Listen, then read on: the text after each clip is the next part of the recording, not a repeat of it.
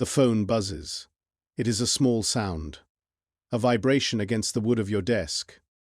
Or perhaps it is just the phantom sensation of a notification echoing in the neural pathways of your brain. You glance at the screen. It's nothing important. A like on a photo from 3 years ago. A news headline about a celebrity you don't care about. An email from a colleague that could have been a text, or better yet, nothing at all. You look away. You try to return to the document open on your laptop. The cursor blinks. The white page stares back. But the words won't come. Your mind feels foggy, scattered, like a radio tuned between stations, catching only static and fragments of songs. You check the phone again, just to be sure. This is not a moment of weakness. This is not a personal failure of willpower. This is the default state of the modern human condition. We are living in an age of continuous partial attention. We are drowning in a sea of shallow distractions, and we are forgetting how to swim. We have traded depth for breadth. We have traded focus for connectivity. And in doing so, we have surrendered our most valuable asset, the ability to concentrate. Cal Newport, in his seminal work Deep Work, argues that this ability is becoming increasingly rare at exactly the same time it is becoming increasingly valuable in our economy. As a result, the few who cultivate this skill will thrive. They will produce work of exceptional quality. They will learn hard things quickly. They will outperform their peers who are constantly distracted. But for the rest? For the majority who live their lives in a state of constant digital interruption, they will be left behind. They will become replaceable. They will be stuck in the shallows. This is a crisis of cognition. It is a crisis of meaning. And it is a crisis of potential. But it is not irreversible. Focus is not a gift, it is a muscle. And like any muscle, it can be trained. It can be strengthened. It can be protected. Welcome to the Manifesto for the Focused Life. Welcome to Deep Work. Part 1. The idea why depth matters. To understand why deep work is essential, we must first define it. And to define it, we must distinguish it from its opposite, shallow work. Deep work is professional activities performed in a state of distraction-free concentration that push your cognitive capabilities to their limit. These efforts create new value, improve your skill, and are hard to replicate. Shallow work is non-cognitively demanding, logistical-style tasks, often performed while distracted. These efforts tend not to create much new value in the world and are easy to replicate. Answering emails is shallow work. Attending a status meeting is shallow work. Scrolling through social media is shallow work. Organizing your file directory is shallow work. Writing a complex code algorithm is deep work. Writing a novel is deep work. Developing a new business strategy is deep work. Mastering a difficult musical piece is deep work. The distinction is not just about difficulty. It is about value. In the information economy, value is created by two core abilities. The ability to quickly master hard things. The ability to produce at an elite level in terms of both quality and speed. Both of these abilities depend on deep work. If you want to learn a new programming language, you cannot do it while checking Twitter every 10 minutes. Your brain needs uninterrupted time to encode complex information. It needs to build neural myelin around the circuits associated with that skill. This process requires focus. Intense, sustained, uncomfortable focus. If you want to write a book that changes the world, you cannot do it in 15-minute increments between phone calls. You need to enter a state of flow. You need to hold the entire architecture of the narrative in your mind at once. You need to dive deep into the subconscious well of creativity. This requires isolation. It requires silence. It requires depth. Yet most of us spend our days in the shallows. Because shallow work feels productive. When you send an email, you get an immediate sense of completion. Ding. Task done. When you reply to a Slack message, you feel connected. Ping. Relationship maintained. These small hits of dopamine trick us into believing we are working hard. We are busy. We are moving.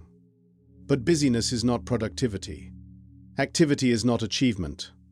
We are confusing motion with progress. Cal Newport calls this the metric black hole. In many knowledge jobs, it is difficult to measure the true value of your output. So we substitute visible activity for actual value. We answer emails quickly to show we are responsive. We attend meetings to show we are involved. We stay late to show we are dedicated. But if you are answering emails, you are not writing the report that will save the company millions. If you are attending meetings, you are not designing the product that will disrupt the market. You are treading water. And the cost is not just economic, it is existential.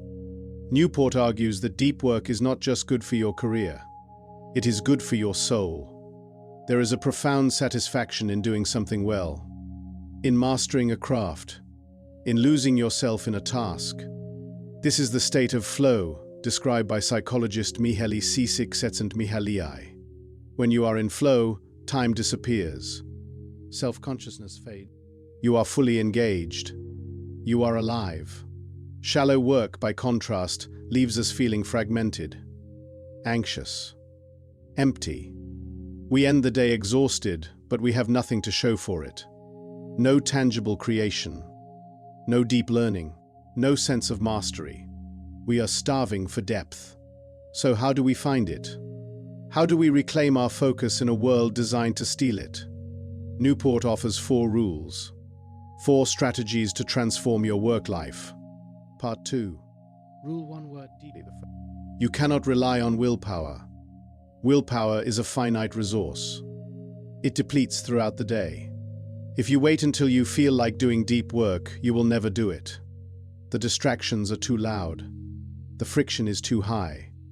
You must build a routine, a structure, a sanctuary for focus. Newport identifies 4 different philosophies of deep work scheduling. You must choose the one that fits your life. 1. The monastic philosophy. This is for the extreme specialist. The monk. The writer who retreats to a cabin in the woods for months. The scientist who locks themselves in a lab. They eliminate all shallow obligations. No email. No meetings. No social media. They dedicate nearly 100% of their time to deep work. This is powerful, but it is not practical for most people. Most of us have bosses. We have families. We have emails to answer. 2. The bimodal philosophy. This is for those who can divide their time clearly. You dedicate specific blocks of time, days, weeks, or even seasons to deep work. During these times, you go monastic. You disappear. You cut off contact. Then you return to the shallow world for the rest of the time. Jung, the psychologist, built a stone tower in the woods where he would retreat for weeks to write. Bill Gates takes Think Weeks twice a year, where he isolates himself to read and think. This works if you have the autonomy to disconnect. 3. The rhythmic philosophy.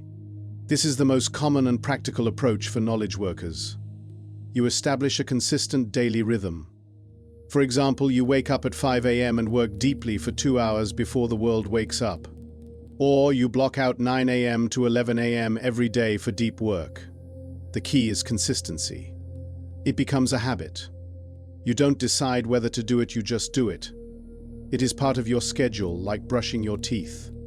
Jerry Seinfeld used a rhythmic approach for writing jokes. He wrote every day. The chain of X's on his calendar motivated him to keep going. 4. The journalistic philosophy. This is for the elite multitasker. You fit deep work into any available gap. If you have 30 minutes between meetings, you dive into deep work. If you have an hour on a plane, you write. This requires a high level of mental agility. You must be able to switch into deep focus instantly. Most people cannot do this. It takes time to ramp up. But for some, it is the only way. Which philosophy fits you? Once you choose your philosophy, you must establish rituals. Where will you work? Choose a location dedicated to focus. A library. A quiet corner. A noise-cancelling headphone zone. Your brain should associate this space with depth. How long will you work? Start small. 90 minutes is a good block. The brain can only sustain intense focus for so long. How will you support your work? Do you need coffee? Silence? Music? Define the conditions. How will you start?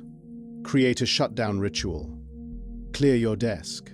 Close your tabs. Take a deep breath. Signal to your brain that it is time to go deep. And crucially, you must embrace boredom. This is the hardest part. When you sit down to work deeply, your brain will panic. It will crave stimulation. It will want to check your phone. It will feel uncomfortable. This is withdrawal. You are addicted to distraction. You must resist. You must sit with the boredom. You must let the discomfort pass. If you give in, you reinforce the addiction. If you resist, you strengthen the muscle. Train your brain to be okay with nothing. Go for walks without your phone. Sit in a chair and stare at the wall. Let your mind wander. Do not fill every empty moment with digital noise. Boredom is the gateway to depth. Part 3. Rule 2. Embrace boredom. We have discussed the importance of embracing boredom, but let's go deeper. Why is boredom so terrifying to us? Because boredom forces us to confront ourselves. When we are distracted, we don't have to think about our fears, our insecurities, our failures. We can numb ourselves with endless streams of content. We can scroll away the anxiety. But when we are bored, the anxiety rises. The thoughts we've been avoiding come to the surface. This is why we reach for the phone. It is a pacifier. But to achieve deep work, you must break this cycle. You must rewire your brain to tolerate low levels of stimulation. Newport suggests a practice called productive meditation. Choose a physical activity that keeps your body occupied but your mind free. Walking, jogging, driving, showering. During this time, focus your attention on a single professional problem. Define the question. Hold it in your mind. Explore possible solutions. When your mind wanders, and it will gently bring it back to the problem. This trains your attention muscle. It teaches you to maintain focus despite physical movement and external distractions. Another strategy is to schedule your internet use. Do not use the internet whenever you want. Schedule specific blocks of time for online activity. For example, you can check email and social media from 12 p.m. to 12:30 p.m. and from 5 p.m. to 5:30 p.m. Outside of these windows, the internet is off. Completely off. If you need to look something up for work, write it down on a piece of paper. Save it for your scheduled internet block. This creates a boundary. It teaches your brain that distraction is not always available. It reduces the impulse to check. You are taking control. You are no longer a slave to the notification. You are the master of your attention. Part 4. Rule 3. Quit social media. This is the controversial rule. Newport does not say delete all social media. He says, apply the craftsman approach to tool selection. Most people use the any benefit approach. If a tool offers any benefit, they use it. Facebook helps me stay in touch with old friends. Twitter gives me news. Instagram inspires me. Therefore, I use them all. But this ignores the costs. The craftsman approach asks, does this tool significantly help me achieve my most important goals? And do the benefits outweigh the negatives? For most knowledge workers, social media offers minimal professional benefit. It is a source of distraction. It fragments attention. It promotes shallow thinking. It breeds comparison and envy. The cost is high. The benefit is low. Therefore, quit. Or, if you must stay, be extremely selective. Use only the platforms that provide genuine value. Ignore the rest. And remember, you are not missing out. You are opting in. You are opting into a life of depth, of focus, of meaning. The fear of missing out, FOMO, is a marketing invention. It is designed to keep you engaged, to keep you clicking, to keep you consuming. But what are you missing out on? Memes? Arguments? Curated highlights of other people's lives? Is that worth sacrificing your ability to think deeply? Is that worth sacrificing your potential? Quit social media, or at least tame it. Delete the apps from your phone. Use them only on a desktop computer. Make it inconvenient. Add friction. Reclaim your time. Reclaim your mind. Part 5. Rule 4. Drain the shallows. You cannot eliminate shallow work entirely. You have to answer emails. You have to attend meetings. You have to do administrative tasks. But you can minimize it. You can contain it. Newport suggests several strategies to drain the shallows. 1. Schedule every minute of your day. This sounds rigid. It is not. It is liberating. At the start of each day, block out your calendar. Assign every minute to a task. Deep work blocks. Shallow work blocks. When a new task arises, adjust the schedule. Move blocks around.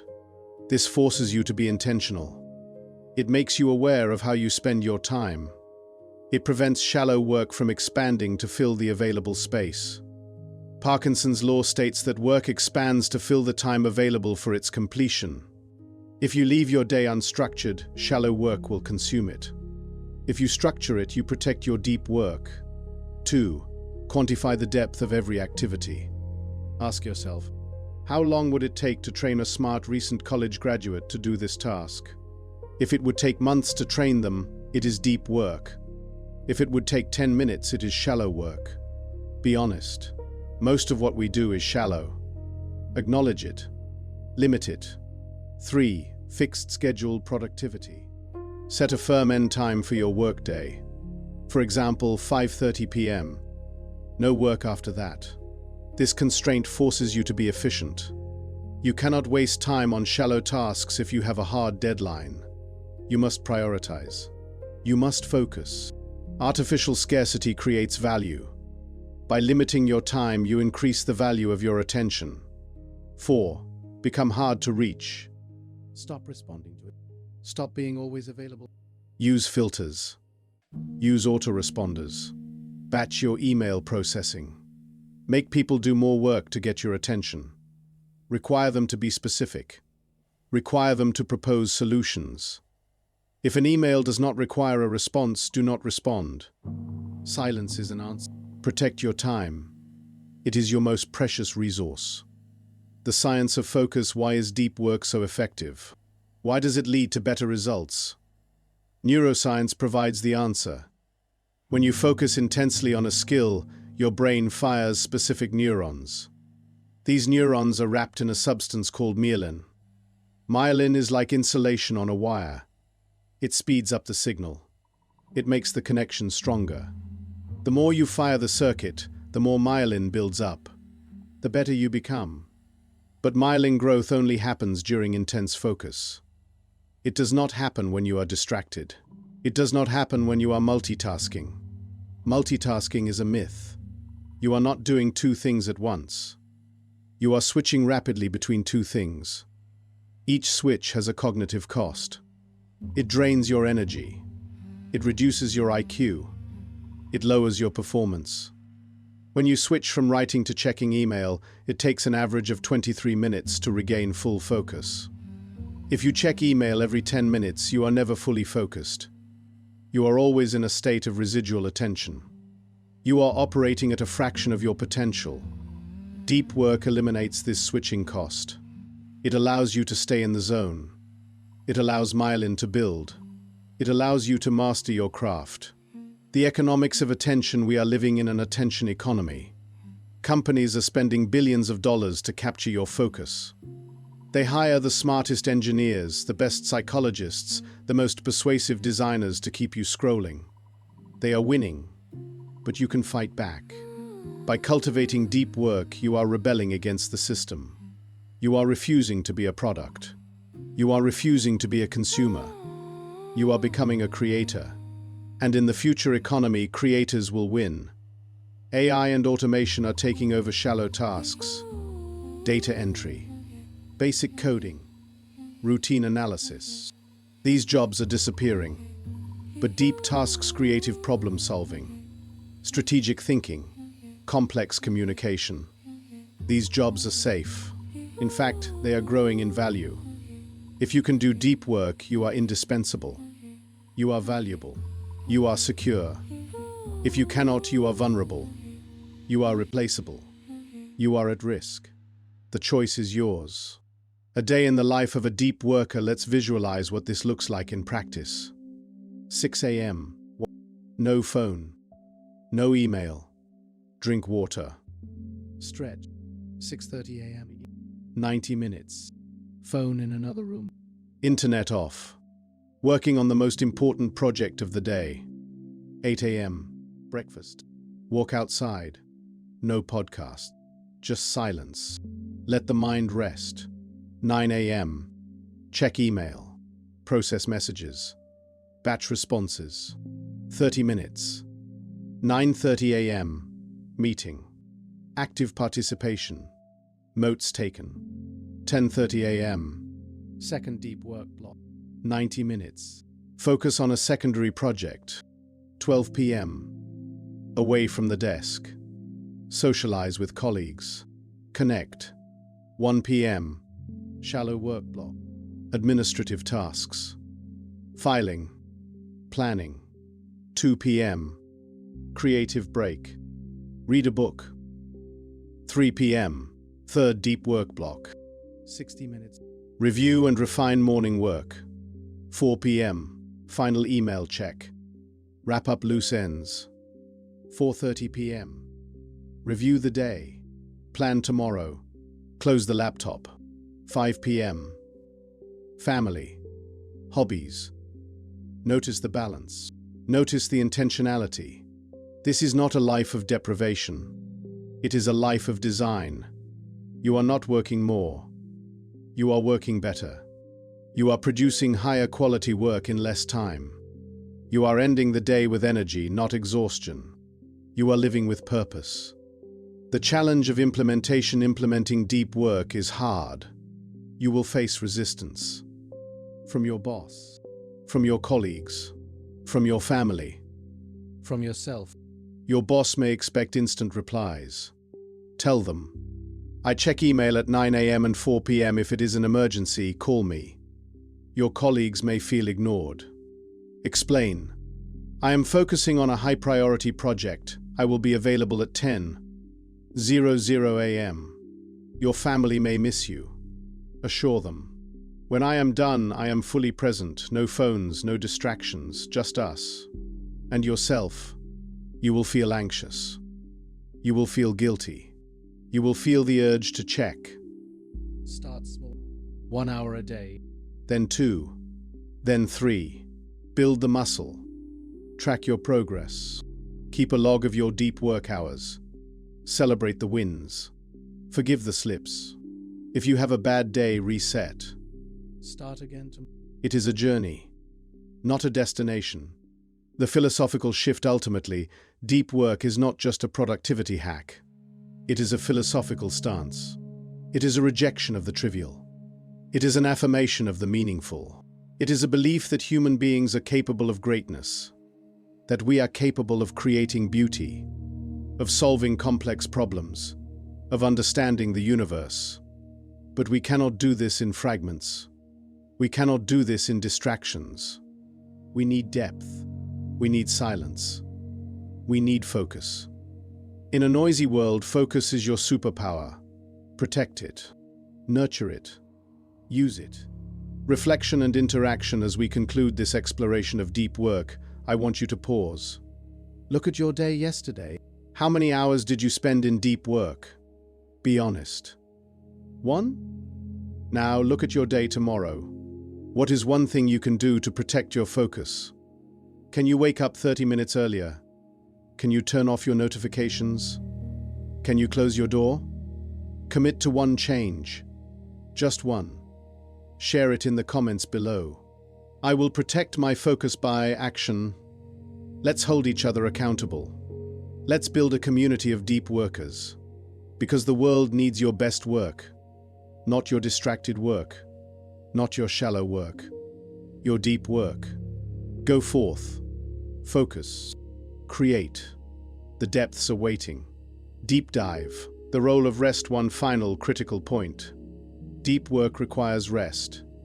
You cannot sustain intense focus without recovery. Sleep is non-negotiable. Exercise is essential.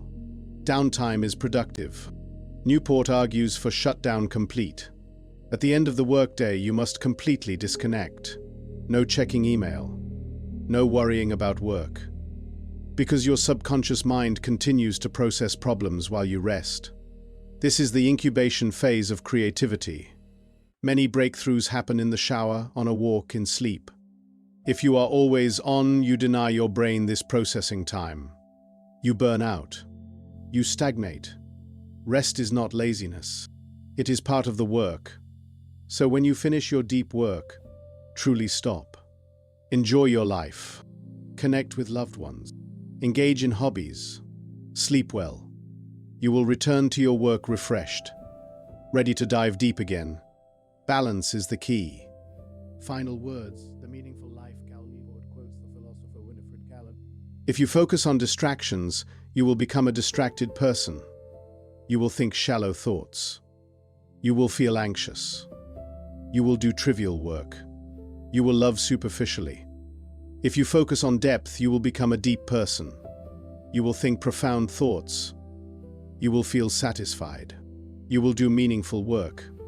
You will love deeply. Your attention is your life. Where you place it determines who you become. Choose wisely. Choose depth. Thank you for listening. Thank you for focusing. Now go. Turn off the noise. Open the document. Pick up the pen. Dive in. The water is cold, but it is clear. And at the bottom, you will find what you are looking for. Yourself.